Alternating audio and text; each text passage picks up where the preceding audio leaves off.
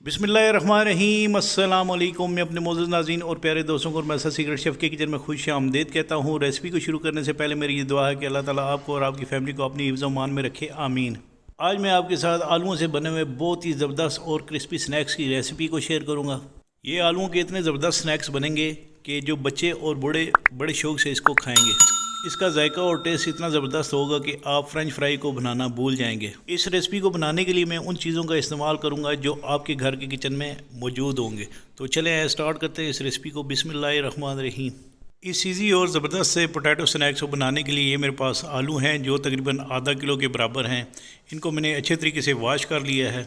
इसके बाद इन आलूओं को आपने नैपकिन से या कपड़े से जो है अच्छे तरीके से साफ़ कर लेना है ताकि इनके ऊपर मिट्टी वगैरह ना हो। तो इसके बाद इनकी आपने इस तरह कटिंग कर लेनी है, यानी एक आलू के आपने 4 पीस बना लेने हैं। तो तमाम आलूओं के मैं इस तरह इंशाल्लाह 4 पीस बनाऊंगा और ये ज़बरदस्त और बेहतरीन से क्रिस्पी पोटैटो बनेंगे। तो अगर आप मेरे चैनल पर नए हैं तो प्लीज़ मेरे चैनल को सब्सक्राइब करें, वीडियो को लाइक करें और अपने फैमिली मेम्बर के साथ ज़रूर शेयर करें। अगर आपको मेरी ये बनाई हुई रेसिपी पसंद आती है तो आपने तमाम आलू जो है वो मीडियम साइज़ के लेने हैं। तो इस तरह आपने इनकी कटिंग कर लेनी है। तो इसके बाद मैं इनको दोबारा जो है एक बाउल में डालकर इसमें थोड़ा सा पानी डाल दूंगा और इनको दोबारा अच्छे तरीके से वॉश कर लूँगा।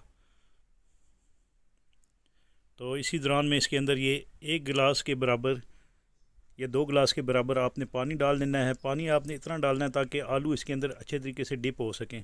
और इसके बाद इन आलूओं को आपने मिक्स करके एक स्टैंडर में निकाल लेना है। ये तकरीबन 2 गिलास के बराबर मैंने इसके अंदर पानी डाला है। पानी डालने की वजह यह है कि अगर इन आलूओं के अंदर कोई स्टार्च वगैरह होगा तो वो आप इसको मिक्स करेंगे इस तरह, तो स्टार्च जो है वो इजीली इंशाल्लाह इसमें से हमने निकाल लेना है।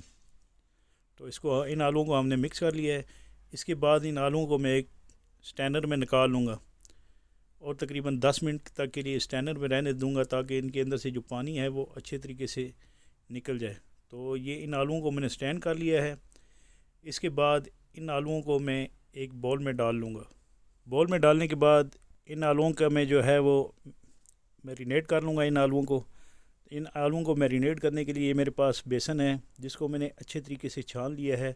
ये तकरीबन 1.5 कप के बराबर बेसन है। तो आपने बेसन इनके अंदर डालना है। इसके बाद ये आधा खाने के चम्मच के बराबर आपने इसके अंदर नमक डालना है। और ये धड़ा मिर्च है, ये भी आधा खाने के चम्मच के बराबर आप इसमें डालें, जो कुटी लाल मिर्च होती है। और इसके बाद मैं इसके अंदर पिसी हुई हल्दी 1 चाय की चम्मच के बराबर डालूँगा। ये मैंने हल्दी इसमें इसलिए डाली है ताकि हम इन आलूओं के अंदर फूड कलर नहीं डालेंगे, तो इस वजह से मैंने इसके अंदर हल्दी डाली है ताकि इनका कलर अच्छा सा आ सके। और इसके बाद आपने इसके अंदर ये कसूरी मेथी है ये डाल लेनी है। अगर आप चाहें, कसूरी मेथी तकरीबन 1 चाय की चम्मच के बराबर है। और ये चिकन पाउडर है जो तकरीबन आधा खाने की चम्मच के बराबर है, ये आपने इसमें डालना है। अगर आप चाहें तो इसमें धनिया क्रश करके भी डाल सकते हैं सूखा।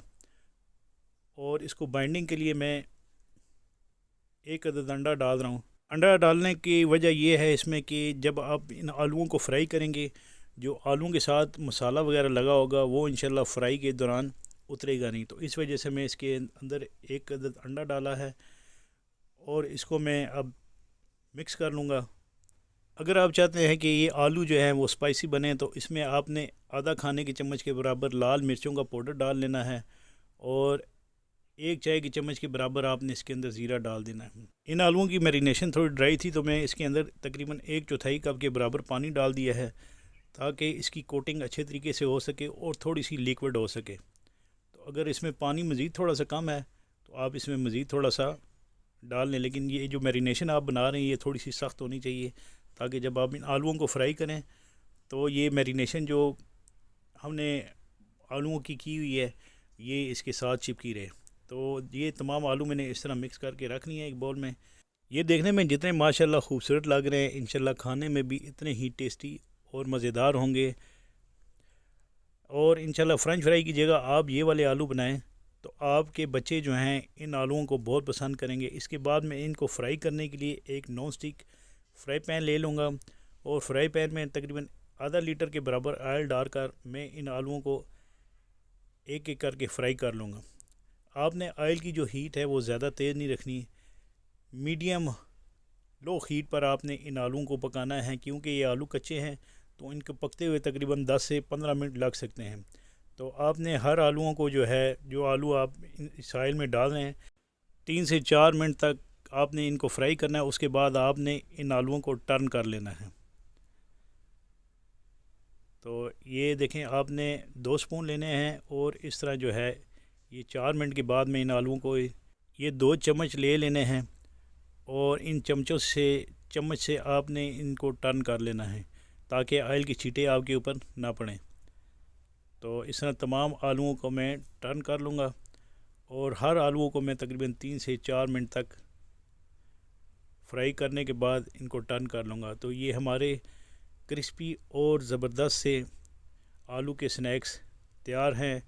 इसके बाद इनको मैं एक स्पाइडर स्ट्रैनर से निकाल लूँगा और ये शाम को आप चाय के साथ इसको बना कर खाएँ तो इंशाल्लाह आपको बहुत ही मज़ा आएगा। तो सेकंड बैच में जो मेरे पास बचे हुए आलू थे मैं उनको इस तरह फ्राई पैन में डालकर फ्राई कर लूँगा और मैंने ऑयल की जो हीट है उसको थोड़ा सा कम रखा हुआ है, यानी मीडियम हाई हीट पे रखा हुआ है। तो इस तरह आपने इन आलूओं को फ्राई करना है। इसके बाद मैं इनकी प्रेजेंटेशन कर लूँगा। आप टमाटो केचप के साथ और चाट मसाला के साथ इन क्रिस्पी आलू को सर्व करें। इंशाल्लाह जब आप टमाटो केचप या चाट मसाला इसके ऊपर डालकर खाएंगे तो आपको ये मेरे बनाए हुए इंशाल्लाह इजी स्नैक्स बहुत पसंद आएंगे। तो इंशाल्लाह मुझे उम्मीद है कि आपको मेरी ये बनाई हुई रेसिपी ज़रूर पसंद आएगी। इसके बारे में मुझे कमेंट्स बॉक्स पर कमेंट्स ज़रूर कीजिएगा। अगर आपने कुकिंग से मुतल्लिक मेरे से कोई सवाल पूछना है तो वो कमेंट्स बॉक्स पर कमेंट्स करें, मैं इंशाल्लाह आपको ज़रूर रिप्लाई करूँगा। तो इसके साथ ही मैं अपने मोअज़्ज़ज़ नाज़रीन और प्यारे दोस्तों से इजाज़त चाहता हूँ। अल्लाह ताला आप सबका हामी और नासिर, जज़ाकुमुल्लाह खैर।